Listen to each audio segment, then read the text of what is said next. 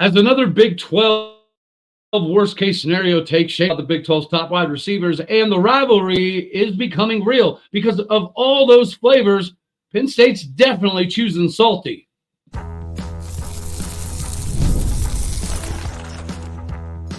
You are Locked On Oklahoma State, your daily podcast on the Oklahoma State Cowboys, part of the Locked On Podcast Network, your team every day. Howdy, y'all, and hello, all. Welcome back to Locked On Oklahoma State, your daily stop for all things cowboy and cowgirl related. My name is Cody Stovall. I want to thank you kindly for stopping by to make this your first listen. We're available on all of your podcasting platforms, visually as well on YouTube. Find me personally on X at AllDayOState. Today, we're partially brought to you by LinkedIn. Today's hiring is a complete crapshoot. That's why businesses trust LinkedIn, and you should too. So get started today with LinkedIn as a professional. Meanwhile, we get started with the best in the country. Has always been Oklahoma State when it comes to wrestling. Until recently. Recent memory, it's been Penn State. So, of course, Chad Weiberg and Oklahoma State decided to take a little bit of the Penn State magic. And with the hiring of Jimmy Kennedy and Thomas Gilman, the staff is clearly starting to shape out already. But as a little bit of time has gone on, you're starting to hear a little bit more matriculate out of State College. Now, what we do know in this situation was David Taylor was never supposed to leave Penn State. David Taylor and Cale Sanderson, Cody Sanderson had very good relationships, very good conversations. So this kind of caught them off guard. But part of it, I would say the animosity that's building between Penn State and Oklahoma State is primarily due to the wrestlers themselves, right? We all know that Carter Staroji decided to come out and throw some shade at David Taylor, basically not calling him loyal to Penn State. And then recently, the guy who he lost to for the Olympics, Aaron Brooks, another Penn State guy, has expressed in a most recent podcast that there's a lot less tension in the room now at Penn State with Jimmy Kennedy and David Taylor being at Oklahoma State. You know, he did talk about how he felt like David Taylor made an emotional decision and this isn't really what he wanted to do. And he's only making this decision because he just lost to him. If he would have beat him, then he wouldn't be a coach, which isn't entirely inaccurate. Even David Taylor himself said, if I'd have won that match, I'd be preparing for the Olympics. So now you're hearing compliments of Chael Sonnen that there's a little bit of a hiccup with Aaron Brooks, right? He was on a medication called Vyvanse, which is like ADHD, Ritalin type of stuff. And he was supposed to submit that he was on this medication a certain amount of time ago. Apparently part of the paperwork didn't go right. So there's a small chance that Aaron Brooks may not represent Team USA, even though that would be preposterous. If he were not to represent Team USA, then it would likely go to David Taylor, which could change some things for Oklahoma State, but realistically, it should get cleared up, right? It's not like it was a performance-enhancing drug. It's not like it's anything crazy. Therefore, I expect Aaron Brooks to still be the guy for Team USA at that weight. Now, if he's not, it could get kind of wild. I would assume they would do some sort of wrestle-off. I don't think they would just give it to David Taylor without some sort of wrestle-off. But nonetheless, Aaron Brooks has now been much more forthcoming in how he feels about the move with David Taylor and the situation at Penn State and how it was kind of awkward. The guy who was the legend there, John Smith, was David Taylor. And Aaron Brooks was being trained by David Taylor and Jimmy Kennedy and Cale Sanderson to kind of be the next David Taylor. And then at some point in time in the training, David Taylor stopped working with Aaron Brooks. Well, of course, that's because after a few years, it got to David Taylor's level. And David Taylor knew it. Therefore, they couldn't keep each other for the Team USA spot. And that's precisely what happened. Apparently, Aaron Brooks felt some sort of way about that decision by David Taylor to no longer be wrestling partners. But just like the guys on Flow Wrestling said, that he should have been honored by the fact that David Taylor's like, dude, yeah, I can't keep training you, right? You got to go work with Jimmy Kennedy because we're going to end up going against each other. Nonetheless, Penn State wrestlers in that room are salty about this move. And they're also salty about Thomas Gilman, which is another big reason we should be excited. Guys, Thomas Gilman was very sought after by the Penn State staff, Iowa staff, USA Wrestling, had some big things planned out for Thomas Gilman as far as the salary and jobs and things of that nature. So Thomas Gilman was a massive get by David Taylor. And then, of course, Jimmy Kennedy. Whenever you hear some of the stories about Jimmy Kennedy, like whenever he was a coach at Michigan or a coach at Northwestern, is the wrestlers in the room basically all said the same thing. They didn't want to wrestle against Jimmy Kennedy because he was an absolute savage. Of course, he made them all better, significantly better, but they kind of dreaded going up against him in the wrestling room, even though he was a coach and he was preparing them for the season, because even in training, Jimmy Kennedy was an absolute dog. He was a savage. He was ruthless. He wrestled that way, which is why he made the world's team as well back in 2014. This staff is amazing, and you're seeing the animosity come out of Penn State, and it clearly indicates that they have some concern. Are they concerned about this next season? No. Are they concerned about the season after? Maybe not. But they do know that David Taylor is going to be able to assemble a staff that's going to give Penn State a run for their money, because the Penn State secret to success is now being put in Stillwater. And we also, we got to give David Taylor some credit here, right? Aaron Brooks said he feels like he only took this decision because of emotions. But David Taylor's even said he's always wanted to coach, and being at the M2 program that's up in Pennsylvania right now, he has a lot of affinity for teaching younger kids how to, get the best out of themselves, which is why their RTC program was so phenomenal. Well, and that's the biggest thing that he's trying to bring home here is the RTC program. And what's beautiful about that is he made it an emphasis to take this job. He needed Dayton Fix to kind of be instrumental in the RTC program, right? Getting the young cats in the state of Oklahoma more opportunities to wrestle all the time, 24/7 access to good coaching in wrestling. And that's been paramount to Penn State's success. So he wants to build that up here, which is why we're going to talk about these potential transfers in a second as well. But this rivalry has already taken on some shape, okay? They are salty in State College. Now, and it's not just the athletes. There's some coaches that are being reserved, but there's been a lot of conversations in regards to Cale and Cody Sanderson not thinking David Taylor was going anywhere, and they felt happy where they were at with the development of Penn State guys, and they felt like they were going to be able to control wrestling virtually forever with their program. Now David Taylor is going to bring some of that secret sauce program to Oklahoma, a state that has a zero shortage of phenomenal wrestling. Whenever you're a wrestler from Ohio, Pennsylvania, at some point in time in your career, you're going to end up wrestling guys from Oklahoma. And you've got to get through those guys to consider yourself the best. So David Taylor is now going to have the state of Oklahoma at his disposal to bring people up. This could be a situation where David Taylor hangs on a little bit longer.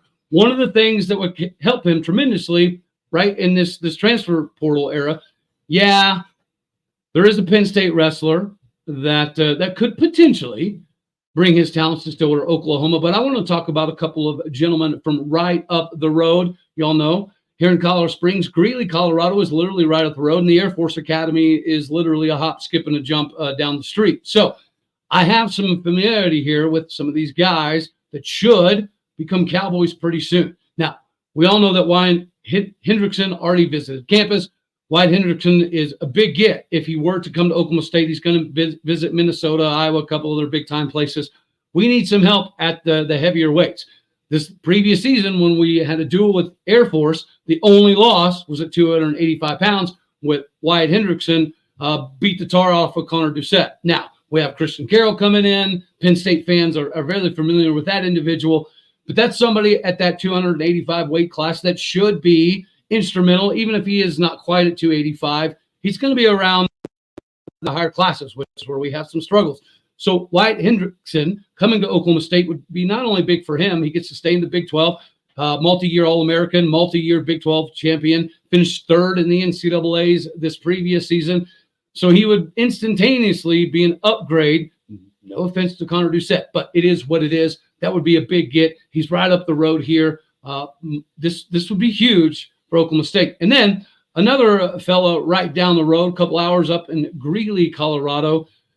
Guys, if you watch wrestling film at all, I implore you to go look at Andrew Alirez match versus Real Woods for the national championship this previous season. Real Woods was phenomenal. That's why he transferred from Stanford to Iowa, because he carried that name and he was that good. Now, both gentlemen went into the season undefeated, or went into the national championship undefeated. And then our main man, Andrew, pulled it out, right? Does a huge deal for him. Now, if we're going to be talking about the RTC program and how instrumental that's going to be, this is why I think this is a perfect fit. Andrew chose to stay at Northern Colorado. He's from Greeley, Colorado. He chose to go to college there, even though he had offers from Oklahoma State, Minnesota, Michigan, Iowa, Penn State, you name it. Whoever wanted him could have got him. He wanted to stay home, and then he was North Colorado's first national champion since 1963. He just recently entered into the transfer portal. So you're talking about some of the main guys that are transfer portal that haven't decided where they're going to go yet. These are the two main gets. And I do know there's a Penn State guy out there, but I personally kind of want to avoid that. I like that the natural animosity is already developed the way that it has. I don't think that David Taylor needs to go literally picking guys off from Penn State's roster to help Oklahoma State. I think he can spread his own wings, do his own thing with the staff that he currently has without taking a Penn State wrestler. If you swoop up these two dudes from Colorado, you're instantaneously bolstering part of the lineups that you're going to need some help at. Now, 165, I think we've got some competition. But this dude that we could potentially bring in from Penn State would be beneficial. Now, 141, 149 weights. This is obviously right where Andrew Alirez fits right in. So hopefully it works out. All right. Now let's shift gears here, right, and take us a fun little gander into the Big 12. Now, receiver position on the state. There's some representatives here, but there's also one that maybe not, that maybe should be, that maybe we should talk about. Until then, let's talk about LinkedIn. Hiring today is crazy. People don't want to do the same things. They don't want to work the same hours. They don't want to, be responsible for the same things they used to be, right? That's why you need to get with LinkedIn. They help you sort through all the craziness in the hiring process. Right now, you can find the right person, and over 70% of LinkedIn users, they don't visit other leading job sites because they're looking to acquire a job. So if you're looking for the right people, make sure you get with LinkedIn. That's 86% of small businesses get their qualified candidates from here as well within 24 hours. Hire professionals like a professional using the professional tool of LinkedIn. 2.5 small businesses use LinkedIn for hiring. You should as well. Post your job for free at linkedin.com/lockedoncollege. Again, that is linkedin.com/lockedoncollege, all one word. Post your job for free today. Terms and conditions do apply. There's not a whole lot of terms and conditions when it comes to the wide receivers of the Big 12 this season, but most notably might be the names that get left off. Then there is a lot of shifting and transfers and all that fun jazz that all of us know and don't love. Now, thankfully, Oklahoma State didn't have to deal with a lot of that this season. We did pretty good in the transfer portal. Meanwhile, we didn't have to really lose anybody in the portal, which is always massively beneficial. So when you think of the wide receivers that are returning this year, even outside of Oklahoma State, we'll start off with number 10 here. Shedeur Sanders, one of the best quarterbacks in the Big 12, surely has the capability to spread the field and let her rip. And now he's going to have some opportunities here. There's going to be a couple multi Big 12 representative schools. Colorado's going to be one of them. Jimmy Horn Jr. You might recognize him for his dad's name, but don't get too swept up in that. This dude is certified by himself. He was the third leading receiver for Colorado last season. He gets bumped up this season. And, you don't know exactly what Travis Hunter is going to do or not going to do on both sides of the ball. Therefore, he's going to have a lot of opportunities. So he's at number 10 here. Number 9, the one who got away, the Okie who ended up in Lawrence, Kansas, Lawrence Arnold. He's not just a tall dude who can get some stuff done. He's somebody that is really good at high point, really good at creating separation, especially in the red zone. And this is with multiple quarterbacks. Just like we don't know what KU could have accomplished with an entire year of Jalen Daniels, we don't know what some of these wide receivers could have done with a full year. and this is not necessarily a knock on Jimmy Bean. Jimmy Bean's pretty good, Jason Bean, sorry, pretty good quarterback, but wasn't on the same level. All right. Number 8 here from Houston, Sammy Brown, formerly of West Virginia. Now, their top wide receiver decided to leave Houston. I think that's going to open some doors here, right, for somebody like this, Stephon Buggy Johnson. But for now, Sammy Brown seems to be the real deal, and I think Smith and him have a pretty good connection that should be something to watch this upcoming season. Number 7, just mentioned him, Travis Hunter, Colorado. Talent-wise, this is 100% where he belongs. The two-way playing thing and how it works with the injuries, that's going to be something that Colorado has to monitor. Sorry, I know words are hard for me. But if he does play both sides of the ball and he does get a lot of looks at the wide receiver position, he's easily one of the top 7 wide receivers in the Big 12, which is why he lands there. Number 6, we're going to go with the Iowa State Cyclone, Jalen Noel. Jalen Noel was their leading receiver this previous season, and he gave Rocco Becht a really good outlet in tight situations to bail him out, which is something that we're going to be seeing this year a lot out of, hopefully, one of our wide receivers, if not 2. So that's why we're putting Jalen Noel here. Followed by number 5, our very own Rashad Owens. This is the same Rashad Owens that found himself number 2 or number 3 on the depth chart quite a bit over his time at Oklahoma State due to drops, not contested catches, but wide open drops.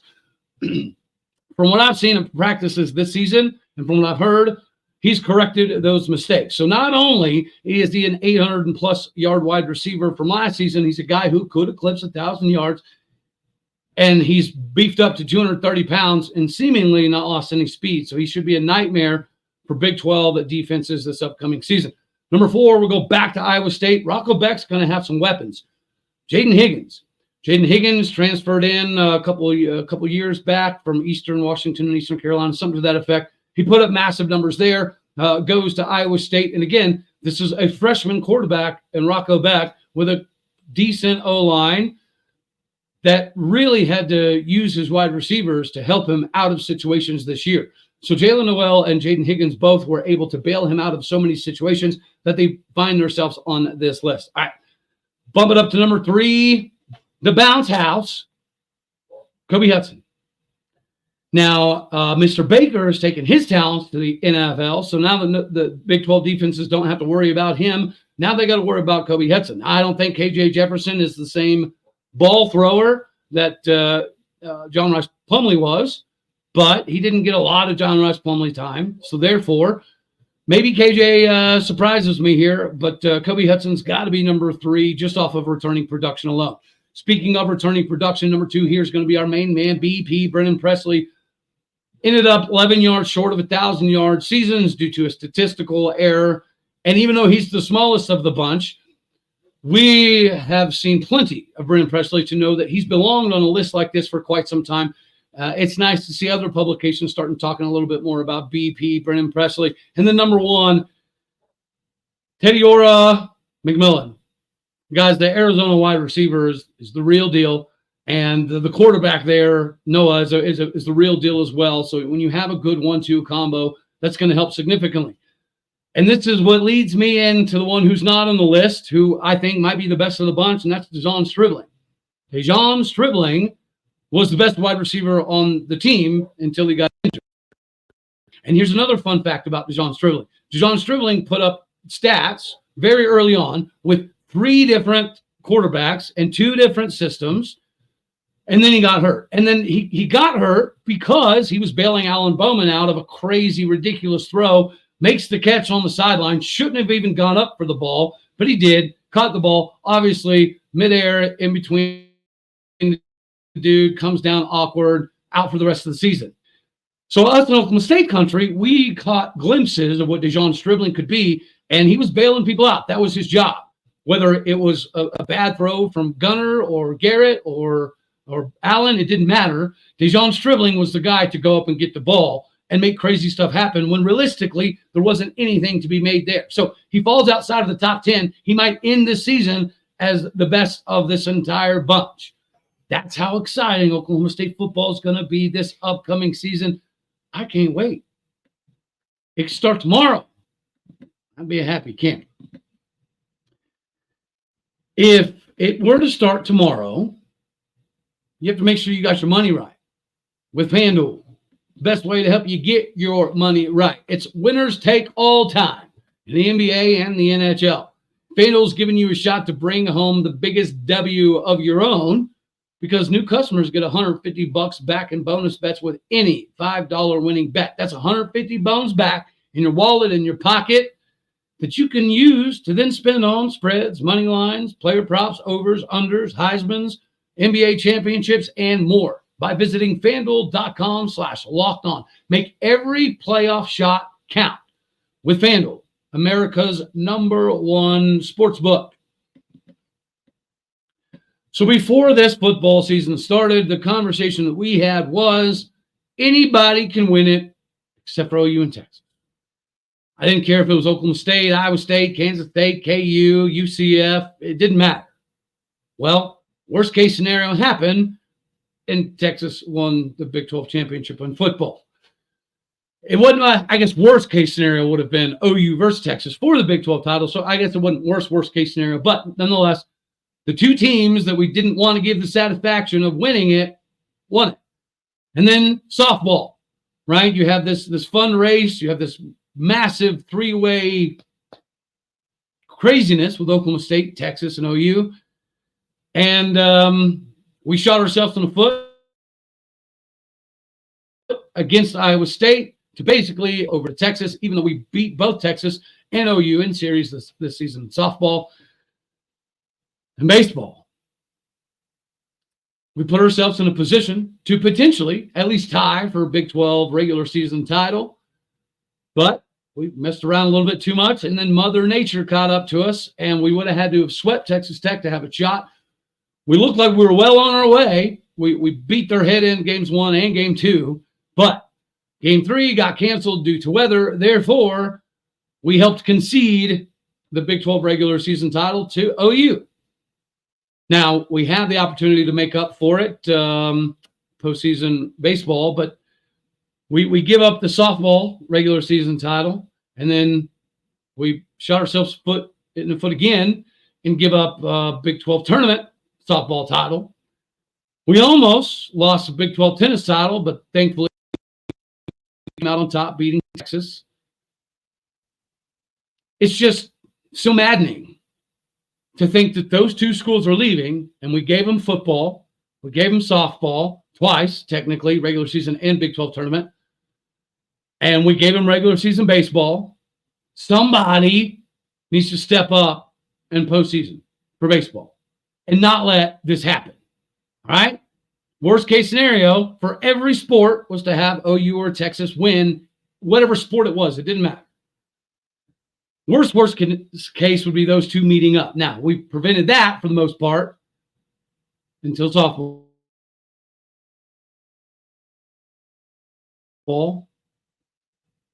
We need you. We need you to come through. Now, softball, we did draw the overall number 5 seed, so we will be hosting a regional. That's not a big surprise. And the teams that are coming in, Kentucky, Michigan, and Northern Colorado, actually. That's not Murderer's Row. We actually, I don't want to say we got an easy draw for softball, but the NCAA gave our girls a fairly doable road to move on to a super regional. So the expectation always is to win, but it definitely should be when you look at Kentucky, Michigan, and Northern Colorado. This is a regional that we should kind of run away with. It'd be surprising if we didn't. Now, if we don't run away with this regional, it might be because we're dealing with some hangovers, some unfortunate and unnecessary hangovers. Back to baseball. Tis what it is. It would take some pretty crazy things for us to creep back into that one spot for the regular season title. But that's not what we're looking for. What we're looking for is to end the season strong and set ourselves up for postseason play. Now, we all know we have the pitching staff, when it's coordinated the right way, to make a run. and to give ourselves a shot at a Big 12 title. Again, it doesn't have to be us, okay? It should be. But if TCU wants to step up or UCF wants to step up, if somebody just want to make sure that OU or Texas do not win this title. We let them have it in football. We let them have it in softball. We cannot have this happen. All right? Can't have it happen. Thank you, Houston, for guiding us in basketball. But, got to get it done. All righty, y'all. So we're going to have for this one right here. You know I love you. As always, God bless. Go Pokes. Thank you for tuning in to make this your first listen here in Locked On Oklahoma State. You could be anywhere. So happy you choose to be here. Like it if you like the daggone thing. Dislike it if you don't. Most importantly, share, comment, subscribe. I'll podcast some people out there. You know the drill. Do what you do. Leave the reviews. Later, my taters.